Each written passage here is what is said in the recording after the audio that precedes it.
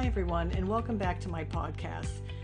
We're doing this right now in July of 2019, and the reason we're doing it right now is because this is World Benzodiazepine Awareness Day month, which is July 11th.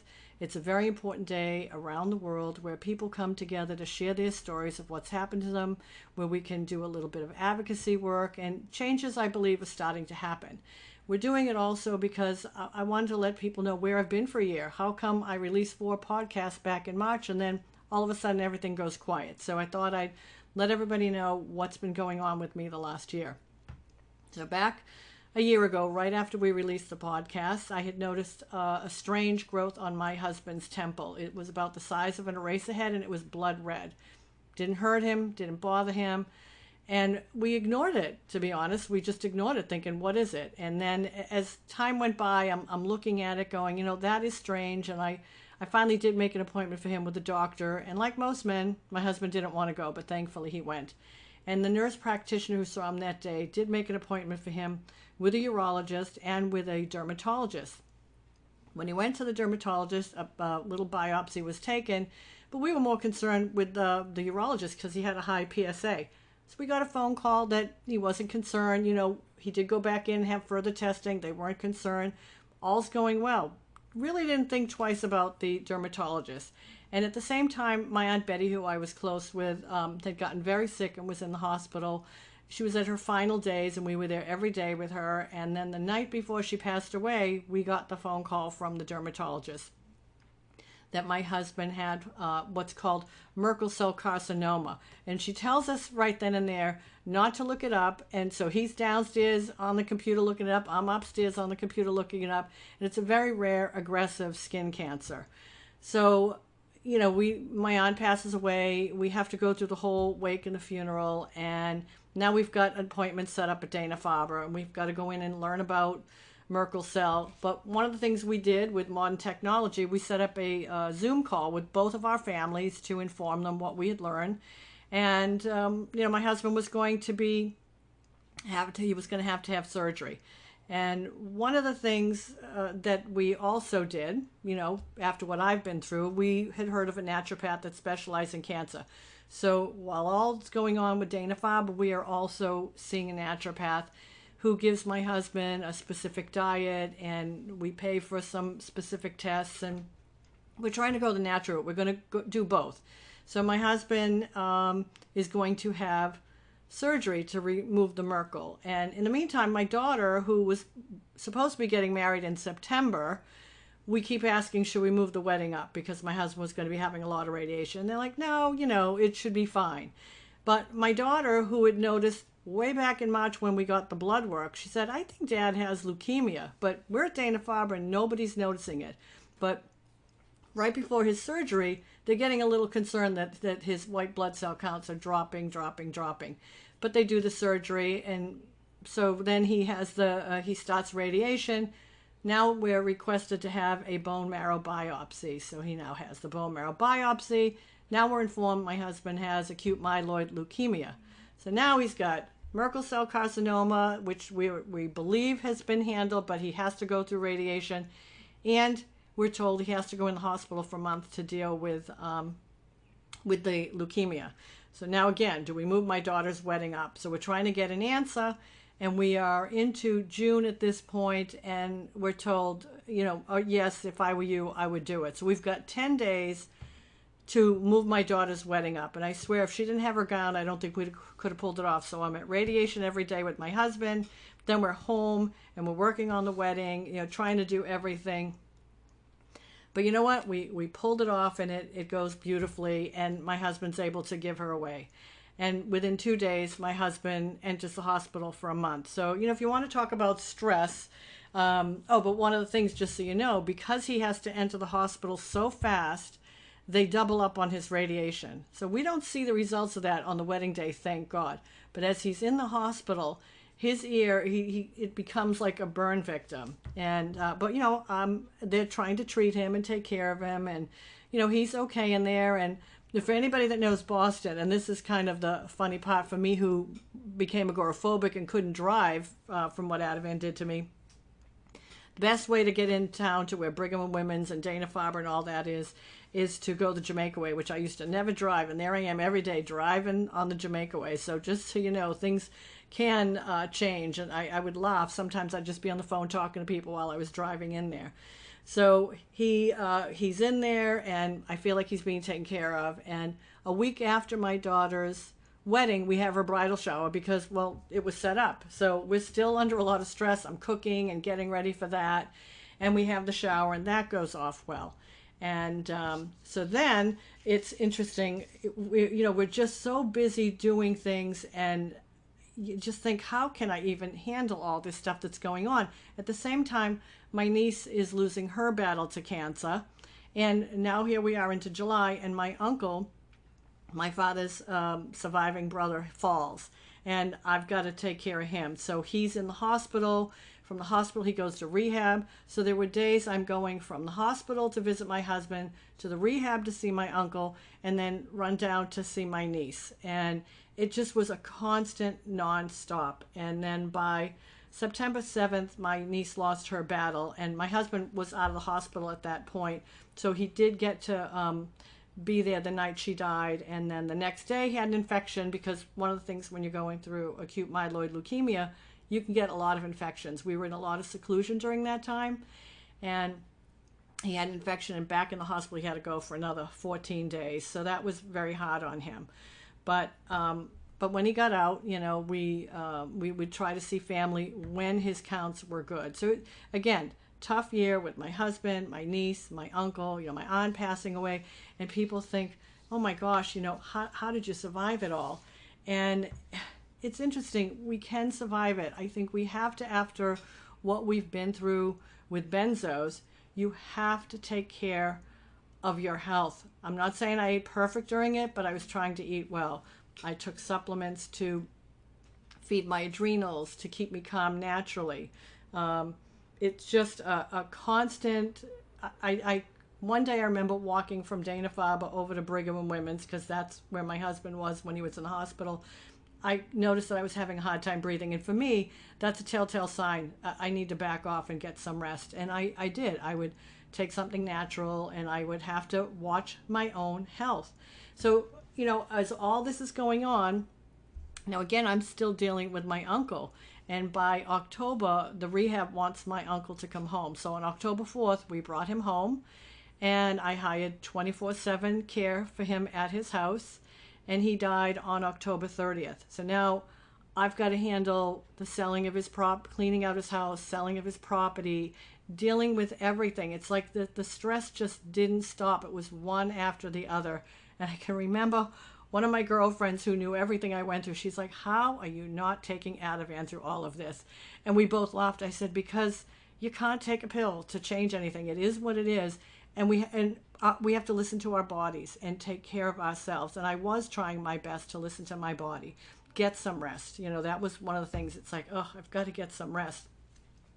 So now as we go into, let's say, the beginning of the year, we're thinking, okay, my husband does his last treatment in the hospital in January. We go to a wedding. He enters into the hospital for that last treatment the last week. And when he came out, this was the first time, no infection. And we thought, you know what? We need a break. We've just got to have a break here. We decide, all right, let's go to Florida in March. So we finally get cleared of leukemia. But thank God the dermatologist called our house, because knowing my husband, he would never have made an appointment to go see the dermatologist again. For some reason they called. They wanted to see him. And we went in. And they said, she wanted a PET scan. So, okay, we go and we do the PET scan, and we go for the results. And she said, it looked good. There was a little something on each side, kind of under where the ear is on each side. But we're thinking, okay. But she's like, no, don't worry, it's nothing.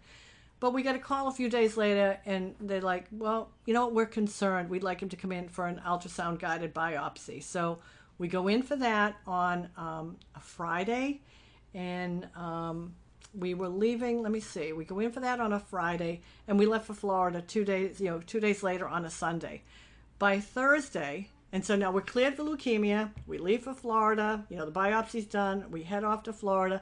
By Thursday, while we're in Florida, we get the phone call that my husband's Merkel cell carcinoma is back, 4th stage metastasized. So I thought, oh gosh, here we go again. And I said to my husband, we are here. Well, the first question we asked is, should we fly home? And she said, well, now she had to talk to another specialist.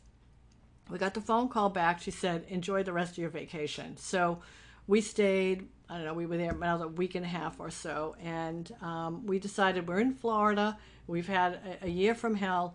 So we decided, you know what? We're going to eat what we want while we're here. We're going to enjoy while we're here. Let's just take this time. And we arrived back home, and we were at Dana-Farber the next day to have a meeting. And literally my husband started immunotherapy the next day. And just from that little light up on each side that they saw on him while we're in Florida, there's a growth getting so big sticking out of my husband's neck. So we're very concerned, especially hearing 4th stage from a rare aggressive cancer. But his first immunotherapy treatment, the lump goes down. He's feeling, aside from tired, he's doing well. Where I said to him, when we arrive back in Boston, you will be on a strict diet, which he's doing as best as he can. Let's just say, when I was sick from benzos, I was meticulous. But, you know, my husband's feeling better. We go this coming week for the first PET scan to see how he's doing. But, you know, that's the whole point of us sharing our stories.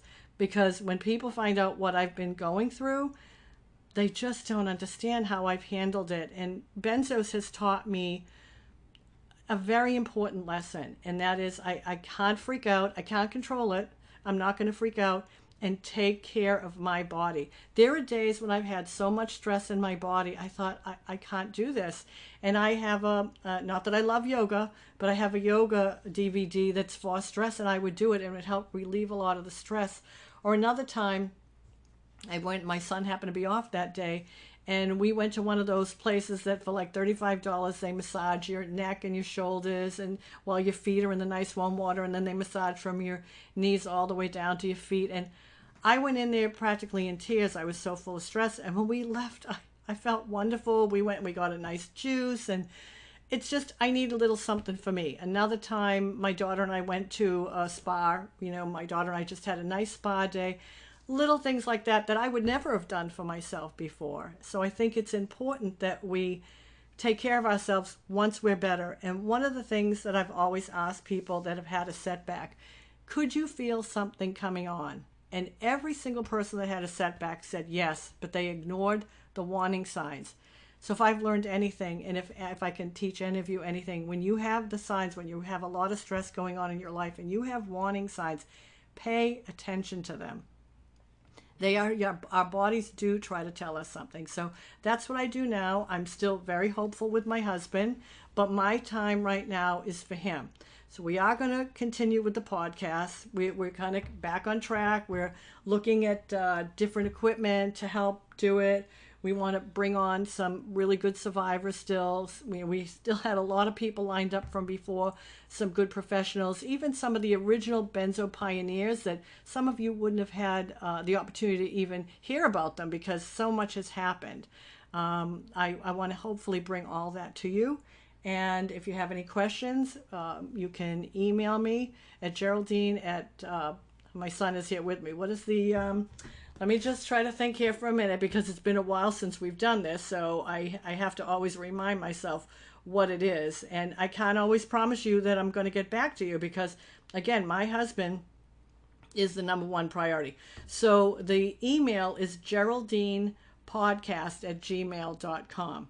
So if anybody does need to reach me, you can reach me there. And again, if I don't get back to you right away, I think when we go through what we go through, our lives, our personal lives, have to become the priority. And as much as I want to continue to do everything that I was doing before to bring awareness, that has to take a step back. And even though we've had the year from hell in January, our third benzo bill, that was filed, and my son is here, Garrett, and that was still filed in the State House back in January. It was filed in January of 2019. And we're still waiting upon a hearing date, which can be anywhere from now till when? February. From now till February. We won't get great notice, usually. Usually about a week. Well, about a week. And, you know, it's funny because constantly, we're given 3 minutes to speak. And believe me, in 3 minutes, you can get your point across. But I'm constantly like pretending like I'm having a talk in my head. And I'm thinking, I got to start writing these down because I come up with some good things, because you've got to make that point in 3 minutes. So anybody who wants to do legislation, there's so much that you have to get ready for. And we're going to do a whole show on doing legislation, right, Garrett? Yeah. Yeah. Just so, again, I know it's happening in other states, but which is great, and the more states that do it. But I'm a big believer that we were the first state to file a bill. I'm still hoping we'll be the first state to pass the bill. So with that being said, now that we're hopefully going to be back online again, I want to thank you all for listening. Hopefully we're going to bring you the 2 shows I always wanted to bring you right after we release the first 4. And those should be coming, I hope, very soon. And thank you again for listening. All right, first episode, now that we're back, is done. It felt good to get it done. And I want to just mention something that I should have mentioned while I was doing the show, and that is with my husband being told he had cancer, and whether he was with a doctor, a nurse practitioner, or in the hospital, he was constantly, and I mean constantly, offered Ativan. And he never took it, thank God. But it's like if he wasn't married to me, no, he probably would have gotten it. And every time he could say he was nauseous, which he really did fairly well. Well, we can give you Ativan for that. And one day I was actually there when a nurse said we can give you Ativan, and I looked at him and I mouthed, no way. And he actually said, oh, I told her how you feel about Ativan. And she still in front of me offered him Ativan. And in all the time he was going, he kept saying, no, I don't want it. And on one of his last times, and he got home and he was looking at his prescriptions, he said, oh, look, they gave me a prescription for Ativan. I said, you know what? If you didn't know me, you'd just go fill your prescriptions and you'd start taking your Ativan. And then in a month or so, when you were done with it, you'd say to the doctor, hey, you know what? I'm having anxiety. They'd say, well, you have cancer. Well, of course you have anxiety, and then they'd keep you on it. So that just shows how this can happen. My husband, his attitude in having cancer was phenomenal, I have to say. But the other drug he was given, because my husband went septic while he was in there and he almost died. And that was, needless to say, was a very tough time when that happened. But he was given Cipro, and I had said to him, don't take a fluoroquinolone antibiotic. But he was given Cipro. He seemed to do okay with it. I thought, if that was me, forget it, I'd be floxed. But he was on it for 6 months, and I kept telling him, how I felt about these drugs. And anyway, so one day we were talking. Now this is, he's been on Cipro for months, and I'm telling him about somebody else that's having all these problems with their legs. And he said, well, I'm having all those problems with my legs. And I said, well, I told you about the Cipro. So when we got home, he's reading all about Cipro, and he goes, I have every single one of those side effects. So he stopped taking it. And 3 weeks later, his legs were feeling better. They're not perfect, and this has now been months, and they're finally starting to feel better. But we went in to Dana-Farber, and we talked to them about the Cipro. And I said, well, all right, we'll put that in your chart, but next time we'll give you Levaquin. I said, no more of those. I mean, I understand they're concerned about an infection, but, especially where we're telling him he has had a problem with Cipro, they're just going to give him, it's like saying, I have a problem with Ativan. Okay, I'll give you Xanax. No, we want it in his chart, no more. But, I want to mention a few blessings here. And when my husband, because everybody said, how do you people laugh about everything? And laughing was very important. So we always say the Merkel was a blessing, because we caught it early. Even though it's not a curable cancer, it's a manageable cancer, we're being told. So hopefully when we go for the PET scan, it's going to work. But that Merkel led to the leukemia. Now that leukemia, had we not caught that, and my daughter, who's a nurse, as she said, by the time some people get to the hospital, it's taken over their body so slowly, it's too late. So we were very fortunate. We have to look at every blessing that we had. And I want to mention a book that, when my niece was going through her battle, she kept saying, you have to get the book Radical Remission, which we got. And every time I was at Dana-Farber, I was reading the book. And one of the things that's in there, but we were already doing this, it talks about laughing. And no matter where we were, whether we were with a Merkel doctor, we were with the leukemia doctors, or I mean, we had to go see. I mean, we were probably on every floor in there. Anyway, we would laugh and make jokes, and they'd be laughing with us. And we would say, if anybody's walking past our room, all you could hear was laughing. And when the laughing stopped, it actually hurt more, what we were going through. So it helped to, whether we were making fun of when he lost his hair. In fact, it was our 35th wedding anniversary when I went in there and I said, okay, I brought the little peanut shaver. I said, let me shave the rest of your hair off. And he said, no, I like the little bit that I have. So he never shaved it. He wore a hat. He lost obviously a lot of weight, but he certainly did put it all back on when he got out. But you have to laugh about everything, and I think that was important for us.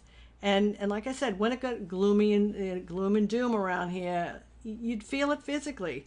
So when we're sick, I like the chapter in Radical Remission where she went and rented every comedy she could get. I think that's important. So as sick as you are, get some comedies. I remember telling another benzo person once, I saw the movie Just Friends with Ryan Reynolds, and I laughed. I was so sick at the time, and I laughed so much while I watched that movie. So do something. Even for someone who doesn't have cancer, I think Radical Remission is a phenomenal book. I highly suggest people get that. So with that being said, that's the end of me just kind of going over anything that I might have forgotten. And I hope to get the other shows out within the next few weeks or so. Thank you for listening.